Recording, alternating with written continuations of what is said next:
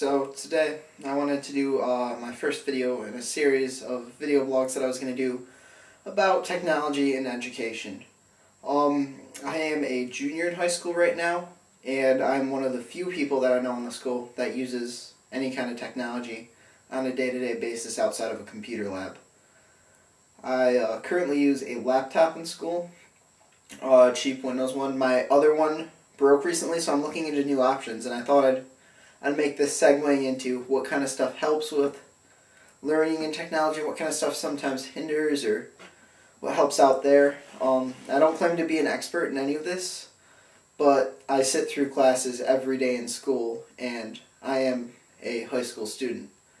So I'd just like to give my opinion on that. I know Apple did a big press release last month about education and technology, and I think they hit some of the points right. That's textbook weight starts to add up. I've weighed my backpack at over 37 pounds before, with 2 textbooks, a laptop, and papers and whatnot, and maybe a charging cord or 2. That gets to be a lot of weight carrying it from class to class. The other thing they hit that I totally agree with is on the fact that in classes we sometimes use technology like PowerPoints for note-taking, but in real life, or as far as outside of that, it's mostly just on paper, and it's really old school. We know at this point in age that people learn many different ways. I myself know that I learn hands-on better than I do sitting in a class, looking bored in the back, taking notes. It's just one of those simple things. Some people may learn better that way. I don't. So basically, I'm going to create a series of videos as I go through, trying to figure out what's best for me at the same time, helping out you guys. So the first point I'd like to cover is the tablets, being that they're the new big thing out there. I have looked into one of those myself. The applications are great. There are tons of learning applications. I totally like the fact that you don't really have to worry about viruses too much unless you're going to use the new Windows tablets. You can use tablets, and the only problem I run into is typing on a screen. I've gone to stores, I've tried out different tablets. I feel like it's something you could get used to, but a physical Bluetooth keyboard, or if you take a look at some of the Asus tablets, they have a keyboard dock. Something like that would be a practical application of it.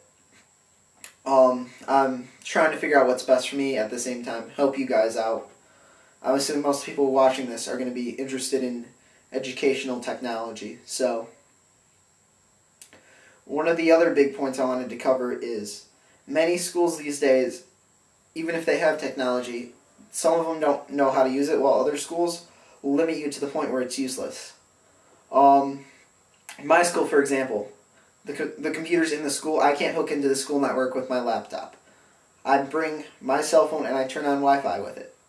Simple as that. I have my own internet now. I can turn in documents and I can email teachers. Which brings me to my next point.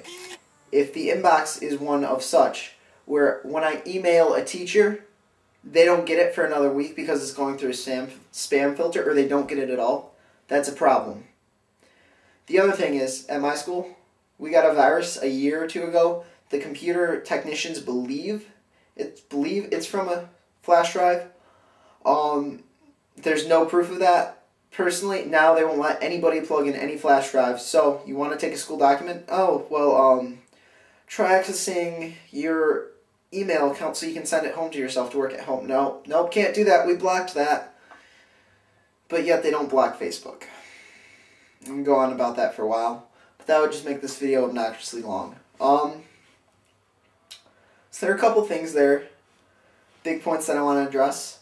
The other thing is there are programs out there now that help education and help with synchronizing documents and all that, and I'll cover those at a later date.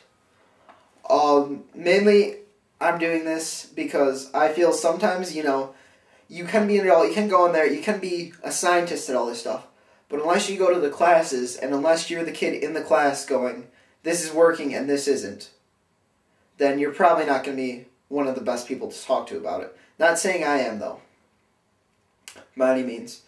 A lot of it, too, has to deal with the teacher.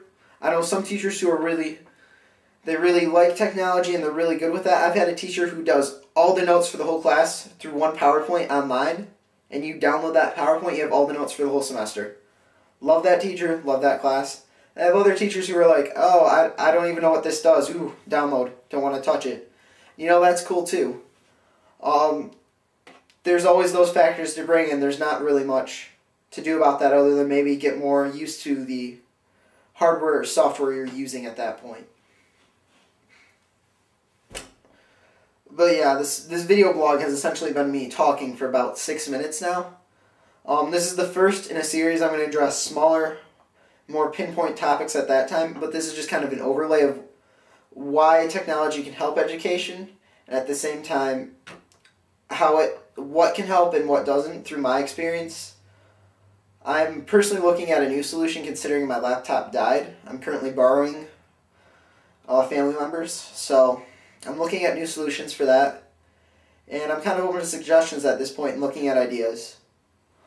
But I hope you guys comment, rate, subscribe. I'd love to hear comments, see what you guys think about it, and I'll see you guys at a later date.